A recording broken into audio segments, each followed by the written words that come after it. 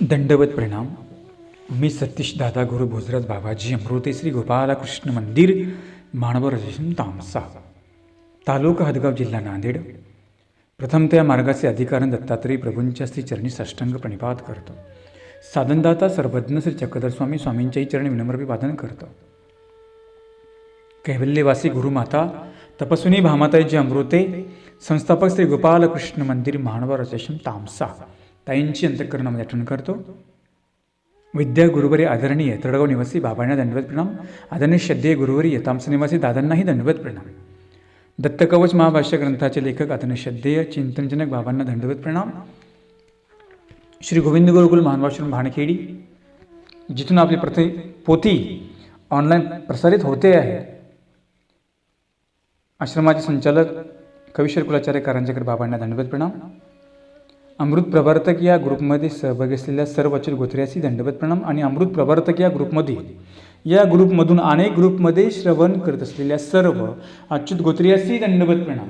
अमृत प्रवर्तक WhatsApp number आणि calling number आहे 9452 75075 दंडवत हो. आपण काल बघितलं की संत महापुरुषांना अनेक जातीमध्ये वाटल्या गेलं आणि महापुरुषांना संतांना जातीमध्ये वाटल्यामुळे संघर्ष निर्माण झाला. परंतु संतांना हे अपेक्षित नव्हतं, कारण की संत हे कोणा देशामध्ये बांधले जात नाहीत आणि त्यांना कधी कोंडून पण ठेवू नये. पण परमेश्वर जो आहे, लोकांनी संतांना जातीमध्ये बांधलं, महापुरुषांना जातीमध्ये बांधलं. परंतु म्हटले परमेश्वर आहे तो सर्व जाती वर्णाच्या पलीकडे आहे. तो परमेश्वर मनुष्य पण नाही, ब्राह्मण पण नाही, क्षत्रिय पण नाही, तर कोणी म्हणाले तो निजबोध रूप म्हणजे परमेश्वर तो आहे. निजबोध रूप म्हणजे त्या परमेश्वराचं स्वरूप ज्ञानमय आहे. आणि ज्याला बोध झाला तो उद्धरला की त्याचा उद्धार होतो. ज्याला बोध झाला, बोध म्हणजे काय? जीव आणि ईश्वर, त्याचप्रमाणे देवता. म्हणजे जो जीवाला परमेश्वर मानत नाही, ज्याला ज्ञान झालं तो देवतेला परमेश्वर मानत नाही, केवळ आणि केवळ तो एका परमेश्वराचीच भक्ती करतो, त्याला म्हणतात बोध. ज्याला बोध झाला तो देवता भक्ती करणार नाही, विकल्परूप क्रिया करणार नाही. आणि ज्याला बोध झाला त्याला परमेश्वराचं निजबोध रूप म्हणजे काय होतो? मोक्ष प्राप्त होतो. म्हणून तो परमेश्वर निजबोध रूप आहे, तो एकटाच आहे. देवतांना सीमा सांगितल्या नाही का? कर्ममीची देवता कोणती 500, कोणती 50 सहस्र, 5 सहस्र, प्रत्येकाला मर्यादा सांगितलेली आहे. तसं परमेश्वर जो अमर्याद सांगितला. विश्व जरी आहे तिला मर्यादा सांगितली. 56 कोटीचं एक ब्रह्मांड म्हणजे विश्वेने व्यापलेलं. विश्वेला मायेने व्यापलेलं, मायेला परमेश्वराने व्यापलेलं. परंतु परमेश्वर कोणी व्यापलंय का? कोणीच व्यापलं नाहीये. प्रत्येक देवता एकमेकाच्या अधीन आहे, परंतु परमेश्वर हा कुठल्या जीवाच्या अधीन नाही, देवतेच्या नाही, कोणाच्याच अधीन नाही. सर्व परमेश्वराच्या अधीन आहे. पण परंतु म्हणाले परमेश्वर कोणाच्या अधीन नाही आहे, तो एकटाच सांगितला. आणि म्हणून त्याला कोणी बांधू शकत नाही. तो कुठल्या जातीचा नाही, तो कुठल्या संप्रदायाचा नाही, तो सर्वांचाच आहे. जे चांगलं असतं ते सर्वांचं असतं. देव कोणाचा आहे? देव सर्वांचाच आहे. देवाने काही फक्त म्हटले का मला विशिष्ट जातीच्या लोकांसाठी मी अवतार धारण घेतला आणि विशिष्ट पंथाच्या लोकांनी मला भजावं असं देवाने सांगितलं का? नाही. म्हणून तर आमचे दत्तात्रय प्रभूंनी म्हणाले पारधी वेश घेतला, मातंगाचा वेश घेतला, अवधूत वेश घेतला, आपली वाटणी होऊ नये हे सुद्धा देवाने काळजी घेतली आणि सगळ्यांना समान न्याय दिला. पारधी वेशामध्ये गेले, मातंग वेशामध्ये गेले, आहे का जातपातीचं बंधन? त्यांचा तर ऋषीवेश होता. हे वेश का घेतले दत्तात्रेय प्रभूंनी? का बरं घेतले हे वेश? की देवाला कुठल्याही जाती धर्माचं बंधन नाही हे स्वामींनी आम्हाला सांगितलं. म्हणून परमेश्वराची जी वाटणी आहे ती कुणी करू शकत नाही. गोंधळाचा वेश घेतला. गीतेने सुद्धा सांगितलं, श्रेयो वैश्यास्तथा शूद्रास्ती पियाती परांगतीम. ब्राह्मण, क्षत्रिय, वैश्य, शूद्र चारही वर्णातील लोक माझ्या मोक्षाला अधिकारी. स्त्रिया पण सांगितल्या. म्हणजे स्त्रियांना अधिकार नव्हता, परंतु कुणी दिला तो अधिकार? आमच्या परमेश्वराने दिला. अशी शृंखला तयार केली की स्त्रियांनी फक्त चूल आणि मुलीच सांभाळाव्या, बाकी त्यांनी काहीच करू नये, असं एक पांडित्य वर्गाने निर्माण करून ठेवलं होतं. परंतु गीतेने ठाम सांगितलं द्वापरयुगामध्ये, तेच आमच्या स्वामींनी सांगितलं सारंग पंडितांना, तुमचा काय जीव, यांचं काही जीवलिया, यांना काय अधिकार नाही का मोक्षाचा? यांना पण अधिकार आहे. स्वामींनी समान न्याय दिला. 800 वर्षापूर्वी दिला, 1000 वर्षापूर्वी दिला. आज प्रत्येकाला त्याचं मूल्य वाटू लागलं. असं काय आहे का फक्त पुरुषांनी भक्ती करावी, स्त्रियांनी करू नये? असं काय आहे का? आपल्या मानव संप्रदायामध्ये जेवढे पुरुष अनुसरले तेवढे स्त्रियाही तेवढ्या अनुसरलेल्या आहेत. महादाईसांनी एका स्त्रीने आपला पंथ पुढे आणला की नाही? महादाईसांनी भट्टोबासांना भानखिडी इथून आपल्या पाठीवर घेतलं ना. जर नसती महादाईसा तर आला असता का पंथे पुढं? हा नसता आला. अधिकार दिला की नाही मोक्षाचा? स्त्रियांना पण दिला. स्वामी पण चारही खाणीला अभय देतात. जारज अंडस वेद उजवीस, सगळं स्वामी अभय देतात.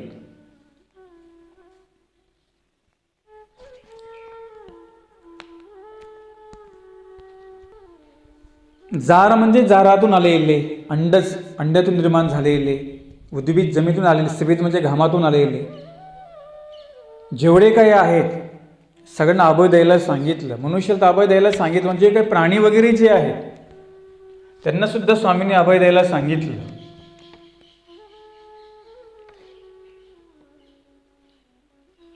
का तर तो जो परमेश्वर आहे सर्व प्राणी मात्रावर प्रेम करणारा आहे. आणि म्हणून देव एकटा असतो, त्याला कोणी वाटून घेऊ शकत नाही. आणि तो जन्मासी याला अव्यक्त मंत परमेश्वर व्यक्त मंत झालेला आहे. त्याची आपण वाटणी करू शकतो का? माणसांच्या वाटण्या होतील, संपत्तीची वाटणी होईल, प्रॉपर्टीची वाटणी होईल, परंतु देवाची वाटणी होऊ शकते का? नाही करू शकत. असं कोणी म्हटलं का नाही हा देव माझा, हा तुमचा देव तुमचा नाही, असं म्हणू शकतो का आपण? नाही. आपल्या मानव संप्रदायामधलं वैशिष्ट्य सांगतात की असं इथे वाटणीच अजिबात नाही, तो सर्वांचाच आहे. इतर संप्रदायामध्ये वाटण्या झाल्या, परंतु इथे नाही तसं. इथं जो देवाला शरण तो देव म्हणतो तो माझा भक्त, तो कोणी संप्रदायाचा, तो कोण्या जातीचा राहो, कोण्या धर्माचा राहो, कोण्या पंथाचा राहो, त्याचं देवाला काही घेणं नाही.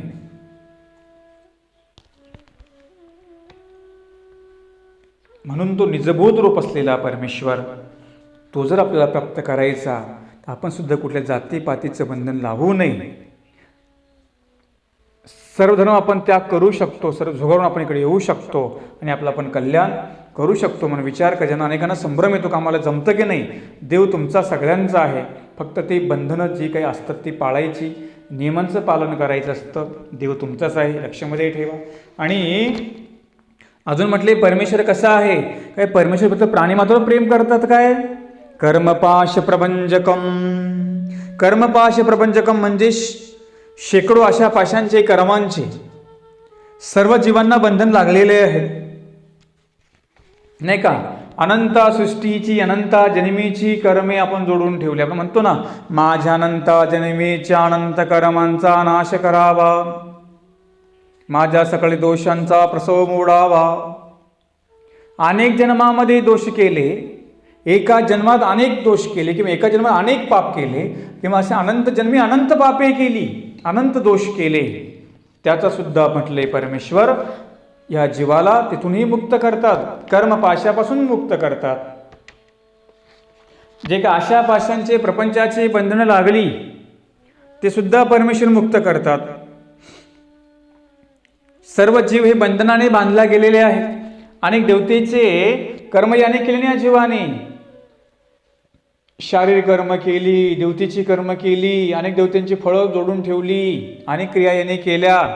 देवत्याला उमस म्हणजे आता हे श्वास देवता घेऊच देत नाही. कपाळ दाटी सांगितलं. एवढी दाटी होऊन बसली कर्मांच्यामध्ये की देवता याला सुट्टीच देत नाही. असे अनंत कर्मे केली. अनेक जी बंधनं लागली, अनेक बंधनाने बांधल्या गेला, ती सर्व बंधनं परमेश्वर दत्तात्रय प्रभून त्या बंधनापासून त्याला सोडवतात. असा त्या चरणाचा अर्थ होतो. पारतंत्र्याचं बंधन तुटलं की स्वातंत्र्याचं आकाश संचार करायला मोकळं होतं. आणि म्हणून या कर्मापासून जे काही देवतेचे कर्म जोडले, आनंद सृष्टी जोडलेले आहे, त्यापासून परमेश्वर याला मुक्त करतात. परंतु फक्त राहिला जो प्रारब्ध भोग तो फक्त मात्र भोगावा लागतो. अनुसरल्या पुरुषाला कर्मसवा भोग नाही, दैवसवा भोग. म्हणजे कर्माच्या नेकडे याला सांग देवता फळ, त्रियंच फळ या अनुसरल्या पुरुषाला होत नाही. राहतो काय फक्त म्हणाले दैवसवा भोग, तोही प्रारब्ध भोगावा लागतो. त्याच्यामध्ये सुद्धा परमेश्वर अर्धा भोग कमी करतात. जे आपण जोडलेलं प्रारब्ध ते फक्त आपल्याला भोगावं लागतं. पण पाठीमागे जे काही कर्माचे भोग असतात, जे काही देवतांचे भोग असतात, ते मात्र या अनुसरल्या पुरुषाला भोगावे लागत नाही. का भोगावं लागत नाही? ऐश्वराशी अनुसरला पण त्याला माफ केल्या जातं. राहिला भोग तो सुद्धा समग्र भोगावा लागत नाही. त्याच्यामध्ये सुद्धा काय करतात परमेश्वर सूट या जीवाला देतात. किती सोपं आहे बरं देवाला अनुसरणं. अनुसरल्यानंतर किती एवढे मोठे फायदे आहेत. देवता फळात जायचं नाही, कुठल्या पशुच्या फळात जायचं नाही, कुठल्या योनीमध्ये जायचं काम पडत नाही. पण कधी अनुसरल्यानंतर जे काही आपलं प्रारब्ध आहे ते थोडंफार भोगावं लागतं. ते आपण जोडून ठेवलंय ना, ते भोगल्याशिवाय नाश होतो का आपला? होत नाही. काही काही लोक म्हणतात बाबा दीक्षेच्या आधी ना चांगला होतो, पण इकडे आला ना आमचं हे मागं लाग ते मागं लाग. अरे बाबा तो आपला प्रारब्ध भोग आहे. तो भोगून ते भोगायला सांगितला, भोगूनही मानायला सांगितला असं तुम्हाला वाटतं. परंतु तिकडे जर असते तर काय झालं असतं काय माहिती आहे का तुम्हाला? नाही माहिती. पण अनुसरले पण तो जो भोग आहे तो इथेच भोगलेला बरा की नाही? का पुढं कशाला शिल्लक ठेवायचा पाठीमागे साचून साचून? तो जो आपणच तो भोग जोडलेला आहे तो दुसऱ्याने जोडलाय का? नाही जोडला. आता काय काही म्हणतात आम्ही एवढं करतो, तो कसं आहे मरण पावला. तो त्याचं लैपिक आयुष्य तेवढं होतं किंवा त्यांचं तेवढं जोडून आलेला होता. तो त्याच्या कर्माने गेला. म्हणून मृत्यू काय आपल्या हातामध्ये आहे का? देवाचा आणि मृत्यूचा अजिबात काही संबंध नाही. त्याचं आयुष्य तेवढं होतं, तो गेला. तो गेला का तुमचा धर्म घेऊन गेला का? तो त्यांनी जो धर्म सांगितला तो आचरण करा. आता इकडे नाही का आमचे बी गुरु जातात, अधिकरण जातात, असं म्हणता येईल का? नाही. जेव्हा जे देवाचं जे बोलवणं आलेलं असतं तेव्हा ते सोडून जावंच लागतं. म्हणून काही काही लोक दुःख करतात, आम्ही एवढे धर्म करत होतो आणि त्याला अचानक असं कसं काय झालं बाबा, तो कसं काय गेला? तो त्याच्या प्रारब्धाने गेला. आपण दुःख नाही करायचं. हां, दुःखातून त्याची मुक्तता व्हावी आपण देवाला स्मरण करू शकतो की. त्यासाठी जर त्याने शेवटपर्यंत धर्मच केला तो वायाला थोडीच जाणार आहे, काही त्याला भेटेलच ना. आणि म्हणून प्रारब्ध जो भोग आहे तो मात्र भोगायलाच सांगितलेला आहे. प्रारब्ध भोगे क्षयो, प्रारब्धाचा भोगून क्षय म्हणजे नाश होतो. भोग काय कुठे संपला का? कुणाला भोग नाही संपला, भोग तो भोगावाच लागेल. परंतु जर तुम्ही प्रपंचामध्ये राहिले तर 100% भोग भोगावा लागेल. पण अनुसरल्यानंतर 100तला फक्त 20%वर तुमचा भोग येऊन थांबतो. ही सबसिडी आपल्याला भेटली जाते. सरकारकडून भेटते की नाही काही भावाला सबसिडी? तसं ही परमेश्वराकडून आपल्याला सबसिडी भेटलेली असते. किती फायदे आहेत. प्रारब्ध भोग मात्र भोगायला लागतो. परंतु म्हणाले परमेश्वर जी काही बाकीची बंधनं आहेत ती सर्व त्याला मुक्त करतात. आणि हा म्हटले स्वतंत्र होतो. ज्याप्रमाणे एखादा पक्षी पिंजऱ्यामध्ये असतो त्याला ते बंधन वाटतं. जेव्हा तो पिंजऱ्यातून बाहेर येतो, जेव्हा तो पक्षी बाहेर पिंजऱ्यामधून येतो, तेव्हा तो आकाशामध्ये मोकळी भरारी मारतो. त्याला का बरं वाटतं की आपण परतंत्र म्हणजे बंधनातून आपण सुटलो. तसा हा जीव बांधलेला आहे, देवताफळाने बांधला, अनेक भोगाने बांधला, अनेक कर्माने बांधला.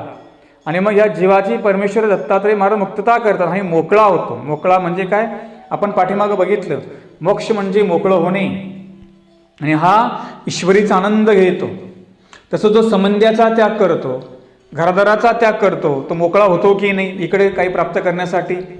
तिकडे त्याला बंधन असतात ना प्रपंचामध्ये, इकडे मोकळा होतो ना. तो कशासाठी मोकळा होतो? ज्ञान प्राप्त करू शकतो, अनुसरण करू शकतो, विधी करू शकतो. तिकडे करू शकला असता का तो बंधनामध्ये? नाही. म्हणून मोकळं व्हायला सांगितलं, म्हणून परतंत्र बंध सांगितला, स्वतंत्र हा मोक्ष सांगितला. आणि मग जो स्वतंत्र होतो परमेश्वर त्याला कर्मबंधनापासून अनेक दुःखापासून काय करतं म्हणाले, त्याची सुटका करतात हे सांगितलेलं आहे. परंतु अशा प्रकारे दत्तात्रय प्रभू या जीवाची बंधनातून याला मुक्त करतात, प्रारब्ध भोग भोगून घेतात, या जीवाला शुद्ध करतात. दुःखाची निवृत्ती झाल्याशिवाय जीव सुद्धा कृपेला पात्र होत नाही. तसे या जीवाची मळकर्मे याने जे काही कर्मे केलेली आहेत त्या कर्मातून याची मुक्तता करावी लागते. कर्मांचा नाश करावा लागतो आणि शुद्ध करून याला भोग भोगून परमेश्वर या जीवाला शुद्ध करून आपला मोक्ष देतात. म्हणून जे प्रारब्ध आहे आपण ते भोगून मानायला सांगितलं. देवाने सांगतात ना, तुम्ही महात्मे, तुम्ही सकळ भोग मानावे की, सकळ भोगिनी मानावे की, सकळ भोग तुम्हाला मानायला सांगितला, तो सहन करायला सांगितला. जर एखादा काही भोग प्राप्त झाला, जास्त आया बापूंना करायला सांगितलं.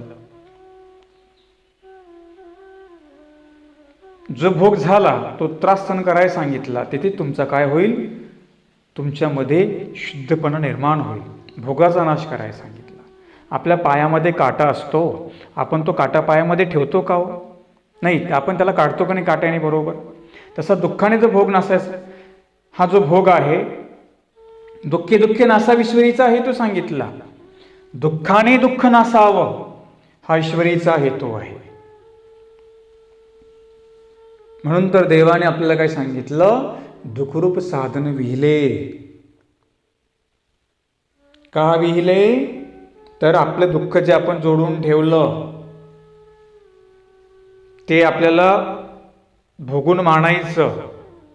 म्हणून साधकालाही इथे आल्यानंतर विधी करावे लागतात, स्मरण करावं लागतं, सेवा करावी लागते, भिक्षा मागावी लागते, आचार करावा लागतो.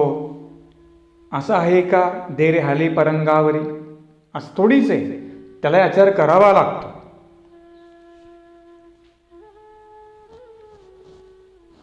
आणि जो देवासाठी सहन करतो परमेश्वर त्याचा उत्तम अधिकारही घडवत असतो. पण तो भोग आपण मानायचा. जरी काही आपल्याला त्रास झाला असं म्हणत येऊ द्यायचं नाही की आम्ही उपदेशी झालो किंवा आम्ही अनुसरलो, एवढं कसं काय दुःख आमच्या पाठीमागे लागलं. जे दुःख तुमच्या पाठीमागे लागलेलं असतं ते तुमचा भोग असतो आणि देव तुमचा तो भोग भोगून घेत असतो. फक्त आपण स्थिर राहायचं, आपण डगमगायचं नाही. लोक काहीही म्हणू, लोक तुम्हाला म्हणतात, अरे तू तिकडे चांगला होता पहिला, तिकडे गेला, तू देवधर्म करायला लागला, तुझ्या मागे कसं काय लागलं असं. त्यांना कुठं माहिती, ते अज्ञान असतं. अरे बाबा, हे आमची भोगणं चालू आहे. भोग काही चुकलाय का? नाही चुकला.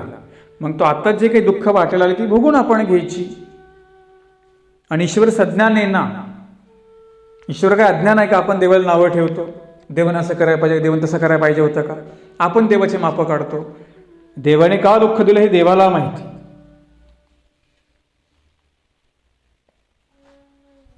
आता एखाद्या बाईचा पती गेला, दुःख झालं, ठीक आहे, परंतु त्या स्त्रीला पुढचा मार्ग पण मोकळा असतो की नाही? किंवा एखाद्या मुलीचा घटस्फोट झाला, परत तिने लग्नाचा प्रयत्न केला, परत दुसरा घटस्फोट झाला, तिने काय समजायचं की बाबा आपल्या नशिबामध्ये लग्न नाहीये, देवाच्या मनात वेगळंच काहीतरी आहे.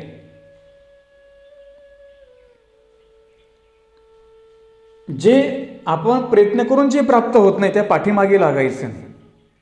जे आणायचं भेटलं ते घ्यायचं. समजायचं की आता हे एखाद धनच हरून करून घेतलं देवाने,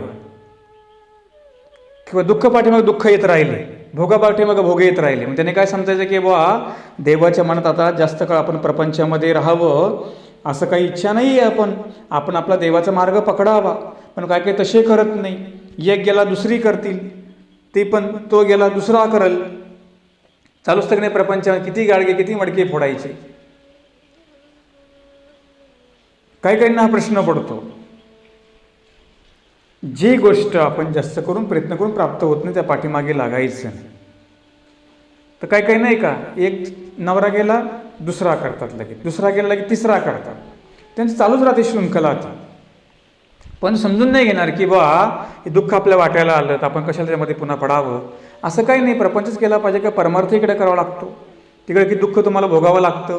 म्हणजे देवासाठी दुःख सहन केलं काय फरक पडेल का आपल्याला? नाही. पण आपल्याला ते करू वाटत नाही ना. आपण म्हणतो प्रपंचच बरा, तिकडं आपण किती दुःख भोगू पण असं वाटणार नाही की देवाच्या मार्गाला जावं किंवा आपलं काही भलं करून घ्यावं. काही अशी तरुण पिढी आहे त्यासमोर पूर्ण आयुष्य असतं पण त्यांना हेच दुःख असते. एखादा पोरगा म्हणतो बायको सोडून गेली, पोरगी म्हणजे नवरा सोडून गेला, तिला तेच दुःख राहतं. अरे गेला ना सोडून, जाऊ दे, भलं झालं. आपण म्हणलं पाहिजे भलं झालं देवा निघाले वाटोळे. संत रामदास मंडपमध्ये सावधान झाले, निघून गेले. पण आपण तसं करतो का? एक जरी ठोकर बसली दुसरी आपली तयारीच लगेच राहते करण्याची. आपण प्रपंचात भोग भोगायला तयार आहे पण आपण देवासाठी भोग भोगायला मात्र तयार नसतो. म्हणजे काय, दुःख भोगायला तयार नसतो, भोगून मानायला तयार नसतो. किती अवघड जीवाचं सांगा बरं. उलट देवासाठी जर दुःख भोगली तुमचे दुःख दूर होणार नाही का? काय इकडे जोळे घ्यायचे, स्वतंत्र आहे, अनुसरायचा, अभ्यास करायचा, जीवन पुढे आहे ना. काही काही निगेटिव्ह फार विचित्र वेगळा विचार करतात. काही काही प्रश्न माझ्याकडे येतात पण त्याचं मी कधी कधी विश्लेषण संदर्भाने करत असतो की असं करायचं नाही. प्रपंचात तुम्हाला भोग नाही चुकलेले, ते तुम्हाला भोगावंच लागतील. मग विचार करा, आपण देवासाठीच दुःख सहन केलं, आपल्या फायद्याचं नाही का ते? जे फायद्याचं ते करायचं. लोक काय सांगतात बघू नका. तुम्हाला तुमचा फायदा कशामध्ये आहे हा पण आपला फायदा बघा. तुम्ही बाजारामध्ये जाता, जी तुम्हाला चांगली वस्तू आवडली ती तुम्ही घेता की नाही? का म्हणता का मी आईला विचारते, बापाला विचारते, नवऱ्याला विचारते, म्हणता का असं तुम्ही? तिथे कसं मनाने कामं करता. तसं हा जो तुम्हाला एखादा परमार्ग, देवाचा मार्ग तुम्हाला आवडला, इच्छा निर्माण झाली, मग उपदेशाची असेल कुठलीही असेल, आपण काय केलं पाहिजे? तो मार्गाचा अवलंब केला पाहिजे की नाही? केला पाहिजे. आपण करतो का? तसं करत नाही. आपण फार विचित्र वेगळे विचार करतो. आपण दुर्घट कर्म करतो, आत्महत्येचा विचार करतो. तुम्हाला असं वाटत नाही की अरे एवढा तर परमार्ग मोकळा आहे, तर ईश्वर अवतरले, देवाने सृष्टी निर्माण केली, आपण सगळं जाणतो पण आपली तिकडे इच्छा होते का जाण्याची? होत नाहीये. कर्मपाश प्रपंचकम, परमेश्वर जर तुम्ही गेले ना तर देव तुम्हाला सगळं कर्मापासून तुमची मुक्तता करेल, दुःखापासून मुक्तता करेल. आणि देवासाठी तुम्हाला त्रास थोडापासून करावी लागेल, तो तर करावाच लागेल थोडाफार. देवासाठी करायचा आहे, तो तुमच्या भल्याचं आहे ते. म्हणून परमेश्वर मुक्त करतात आणि जो स्वतंत्र असतो ते बंधन असतं का कोणाचं? इथं कोणाला बंधन नसतं. फक्त देवाच्या वचनामध्ये राहावं लागतं. हेच आपल्याला बंधन आहे. कुठल्या नातेवाईकाचं बंधन आहे का? कुठल्या संबंधाचं बंधन आहे? कोण्या पुरुषाचं बंधन आहे? कोण्या बाईला कोणा पुरुषाचं बंधन आहे का? पुरुषाला कोण्या बाईचं बंधन आहे का? स्वतंत्र प्रत्येकजण आहे.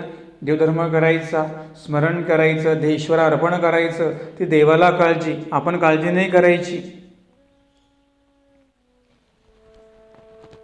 आपण फक्त म्हणतो इथे गेलं आमची काळजी कोण घेईल? तुमची काळजी घेणारा कोण? परमेश्वर आहे. देव सगळ्या जगाची काळजी घेतो, मग देव अनुसराची काळजी घेणार नाही का? आपण फक्त शरण जाऊन बघा, काय होईल ते बघा. पण आपण बघतो काय तसं आपण बघत नाही. आपण घरीच गुडघे मांडे धरतो.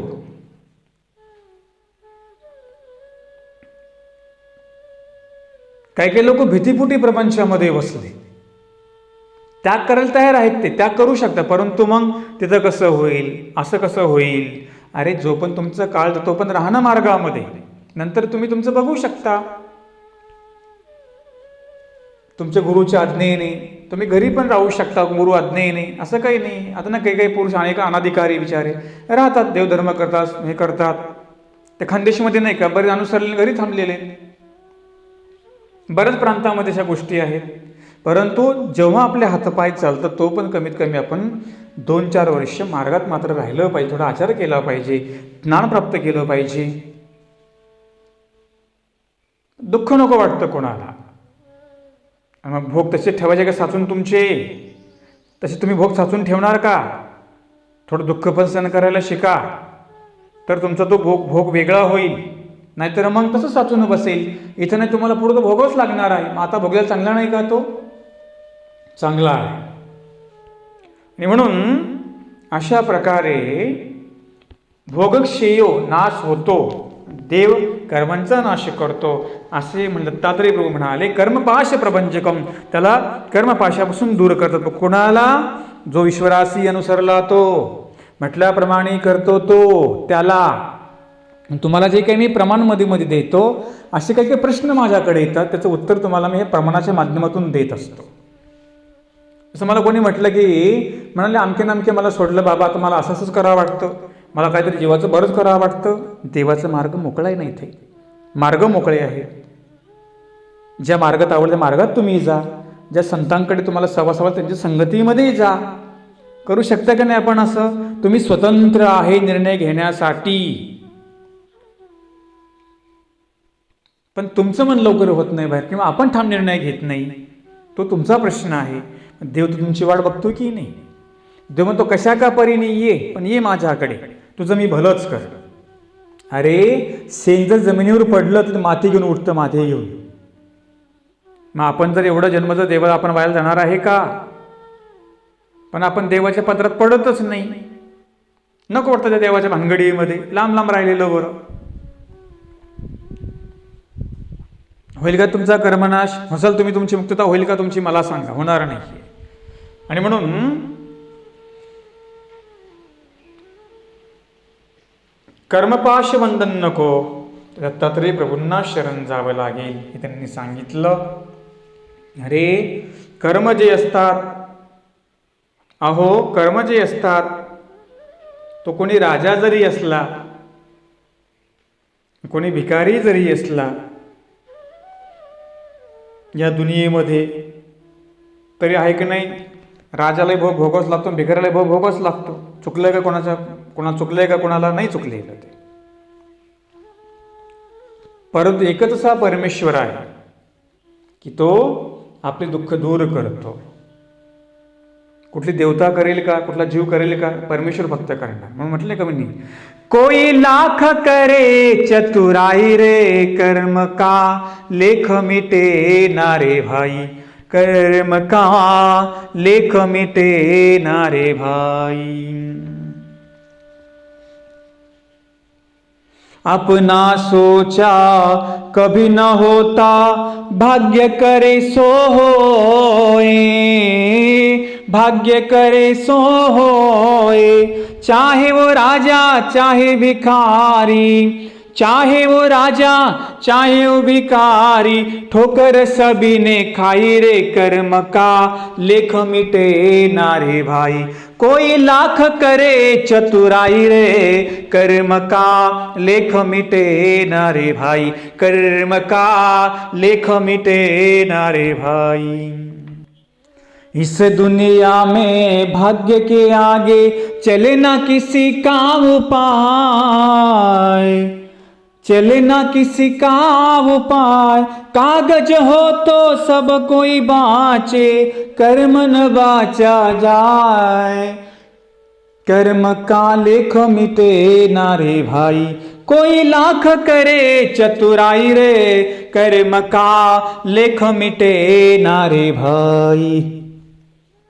फक्त परमेश्वर जो आहे तो या जीवाचा कर्मनाश करू शकतो, त्याचं भाग्य बदलू शकतो. कोण बदलू शकतो? परमेश्वर. सुदामाच्या भाग्यामध्ये होतं का त्यांनी राज्यभोग भोगावा, परंतु त्याच्या भाळस्तरावर एकच शब्द टाकलं, न भीक मागावे. गोपालकृष्ण महाराज नसते तर हा सुदामा भिकारीच राहिला असता, दरिद्री राहिला असता. परंतु देवाच्या सहवासामध्ये गेला की भाग्यही बदलून गेलं. तसं आपलंही भाग्य बदलतं. आपलं भाग्य आपल्या हातामध्ये असतं, ते दुसऱ्यांच्या हातामध्ये असतं का? आपण जर जेवढे प्रामाणिकपणे कष्ट केले त्याचं फळ आपल्याला भेटेल की नाही? भेटणार. दुसऱ्याकडे आहे का ते? नाही, तुम्हाला प्रयत्न करावा लागेल. तसं परमेश्वर जो आहे, जो परमेश्वराच्या सानिध्यामध्ये गेल्यानंतर त्याचं भाग्यही बदलून जातं, त्याचं नशीबही बदलून जातं. लक्षामध्ये ठेवा, आपण जोडला जो भोग आहे की नाही तो भोग मात्र भोगावाच लागतो. तुम्हाला बाकीचे दुःख तुम्ही काही जोडून ठेवता येणार नाही तुमच्याकडे, ते देवाला माहिती तुम्ही काय जोडून ठेवलं ते. परंतु देव तुमची काळजी घेईल. पण देवासाठी आपल्याला तेवढा त्रास सहन करता आला पाहिजे की नाही? आपण करतो का? तो करण्याचा प्रयत्नच करत नाही. आणि म्हणून कर्म इथे कोणाला चुकलं नाही, परंतु जो परमेश्वराला शरण गेला त्याला म्हटलं त्या अनंत कर्मांचा नाश होतो. देवाने ठाम सांगितलं. तर म्हणाले चुकीचे कर्म कशाने होतात? चुकीचे कर्म का बरं होतात? म्हणाले चुका कशामुळे होतात? संग दोषाने कुकर्मणी पजे.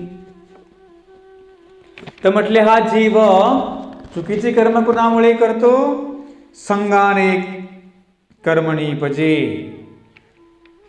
वाईट संगत केले की कर्माची बंधनं लागतात. म्हणून गीतेने सांगितलं संगात संजायते काम. वाईट संगतीमध्ये गेला की हा जीव चुकीचे कर्म करतो. कर्म करण्याचे विविध प्रकार सांगितले. प्रणश्यती म्हणजे संगात संजायते काम, कामल क्रोधो विजायते. वाईट संगत आपण जर केली, वाईट संघाचा परिणाम भयंकर आपल्यावर होतो, तो सांगितला. आणि ही जी केलेली कर्म ती जी आहेत, परमेश्वराचा संग केला की ते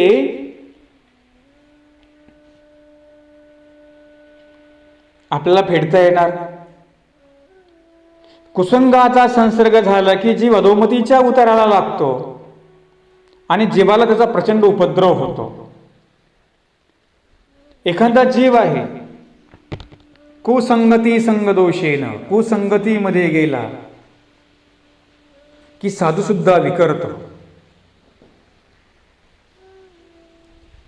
संगत कशी करायला सांगितलं? म्हणजे स्वामींनी ज्ञाता विरक्ताचा संग करायला सांगितला. वाईटाचा संग करायला सांगितला का? वाईट जर संग केला तर आपण वाईट होऊन जाऊ. हे बघा, पाणी असतं निर्मळ, पण ते गढुळामध्ये गेलं की ते पाणी गढूळ होऊन जातं. पाणी चांगलं असतं, आपण त्याला गढूळ केलं. संग कोणी करून टाकला? आपण पाण्याला बिघडवून टाकलं. कोणी बिघडवलं? जो वाईट होता त्याने गढूळ केलं. तसं म्हणाले ह्या जीव कुसंगाचा याला संपर्क झाला की हा वाईट कर्म करतो. आणि कलियुगामध्ये सांगितलं सुविद्यान स्फुरती कुविद्या स्फुरती. या कलियुगामध्ये लोकांचं वाटोळं कसं होईल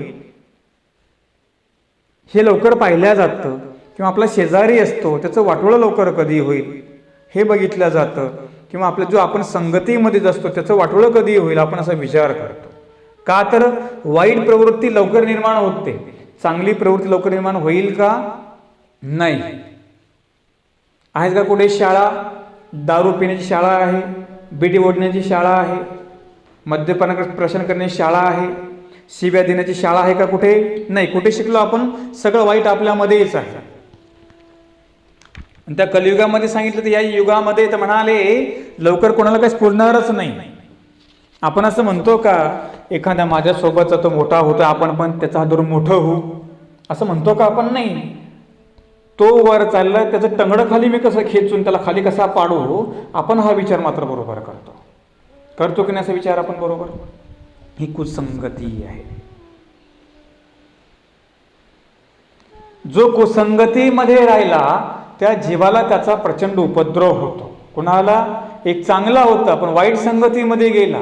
मनुष्य जन्माने कधी बिघडत नाही, तो संगतीने बिघडतो. जन्मातून जो आला तो शुद्ध कोरा असतो की नाही, चांगला असतो की नाही? तो कधी बिघडतो? वाईट संगतीमध्ये गेला की मग तो बिघडतो. याला पहिलं व्यसन नव्हतं, मग व्यसनाच्या संगतीमध्ये गेला, मग शिकला पिण्यासाठी. मग याला पहिलं काय माहीत नव्हतं, वाईट संगतीमध्ये गेला, शिकला तिकडे जाऊन.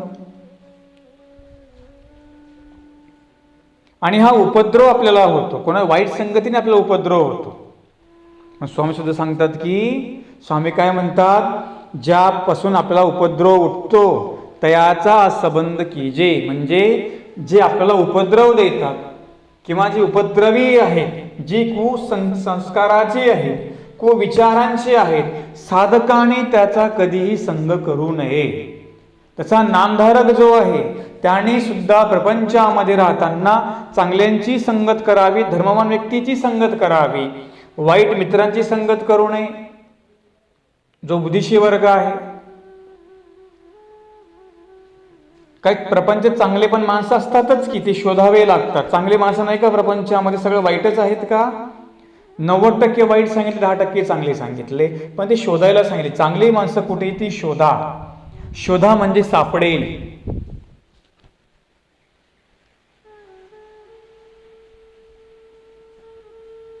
म्हणून असंग करायला सांगितलं. गीता सुद्धा असंगाला शस्त्र म्हणते. ज्या संतांच्या हातामध्ये असंग हे शास्त्र आहे ते संत कधीही विचलित होत नाही, कधी ते बिघडत नाही. का? त्यांनी संगत कोण? असंग म्हणजे बाजूदार आहे.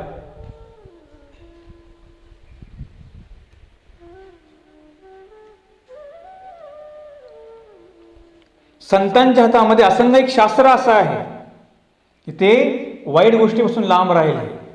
ज्याप्रमाणे म्हणाले, झाड तोडायला कुऱ्हाड लागते, झाड कापायला करवत लागते, परंतु संसार वृक्ष जो आहे तो तोडायला असंग लागतो. म्हणजे काय? कुसंगत नको. फार सुंदर उदाहरण बाबांनी दिलं. आपण झाड तोडतो, कुऱ्हाड लागते, करवत लागते, परंतु हा प्रपंच कापून काढायचा आहे, याच्या वेगळं व्हायचं आहे. आपण कुऱ्हाडीने झाड तोडतो म्हणजे काय होतं? ते बुडापासून वेगळं होतं की नाही? ते वेगळं झालं की नाही? ते तसं म्हणाले, हा जो संसाररूपी वृक्ष जो आहे तो तोडायला असंग लागतो. म्हणजे कुसंगतीच्या वेगळं व्हायला सांगितलं. संत महात्म्यांच्या हातामध्ये असंग हे शस्त्र आहे. त्या शस्त्राने ते काय करतात म्हणाले, कुसंगतीमध्ये जात नाहीत, वाईट विचार निर्माण होत नाहीत. म्हणून संत जे असतात ते चांगल्या धर्माचं आचरण करतात, ते कधीही वाईट धर्माचं आचरण करत नाही, स्वतःही करतात, दुसऱ्यालाही चांगल्या प्रकारचा संग देतात. त्याला संत असं म्हटलं. संत संगती. संतांच्या संगतीमध्ये सहवासामध्ये गेल्यानंतर आपल्याला चांगली विचारांची पेरणी आपल्या मनामध्ये होते. पण कोण पाहिजे संत? ते ज्ञानी आचरणशील पाहिजे. आणि जीवनामध्ये वाईट लवकर प्राप्त करता येतं, परंतु चांगलं प्राप्त करण्यासाठी फार मोठा प्रयासाने प्रयत्न करावा लागतो. म्हणून आपण प्रपंचामध्ये आहोत, तुम्ही प्रपंचामध्ये आहात, तर तिथे सुद्धा संगत चांगल्यांची करायची. शाळेमध्ये मुलं असतात, मित्र मैत्रिणी चांगल्यांची संगत करायची. वाईट करसाल तुम्ही, वाईट मार्गाला जासाल.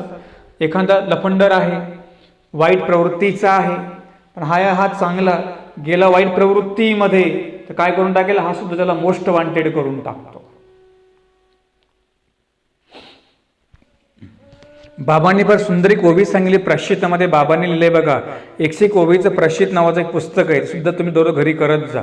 त्याच्यामध्ये ओवी आहे बघा ती, कुसंगाचा संग बिघडला, बिघडला जिवडा, विषय कर्दमी होऊन रमलो, किडा माकोडा, विषय कर्दमी होऊन रमलो, किडा माकोडा.